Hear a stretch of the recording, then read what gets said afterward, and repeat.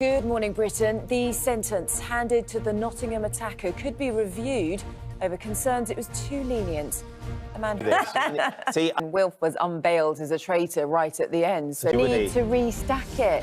Hello there, pointing the finger at the Assistant Chief Constable Rob Griffin, saying that he has blood on his hands, warrant out for Kalakane, and that wasn't action, that wasn't followed up in the way handled. The gaps, could it have been prevented? Just any sort of change in the course of action that was taken around this over the years potentially could have made a difference. It's really, everybody's then saying, okay, what lessons can we learn from this? How happening again? And we read about the incidents where he did have contact with the police, with mental health, or even was it turning up to say, right, what's a life-threatening one? What's an emergency situation? How do we handle this when stretched? Well, clearly from out with that actually, if he did go into prison, there isn't the sort of setup to be able to make regularly that actually that could then put not only himself but other prisoners in danger as well. I've seen. Good morning. Good morning. It is just gone 6 o'clock, so there is a traitor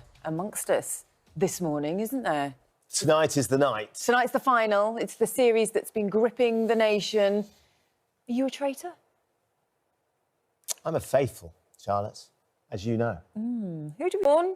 Are you a traitor? Convincing. Laura, are you a traitor? I think I meant to say I'm faithful, right? There's a traitor somewhere here in the studio. If only we had some indication of who they might be. Maybe a little clue would help, wouldn't it? Thing to observe everybody watching the traitors. Like I've dipped in and out of it, I know you've dipped in and out of it, but to see the frenzy around... I would just be laughing. That's because you have a conscience, Charlotte. That's your big issue. I've always told you. I think Laura and I, we probably wouldn't have a struggle with that, would we? I think I'd be okay. You look...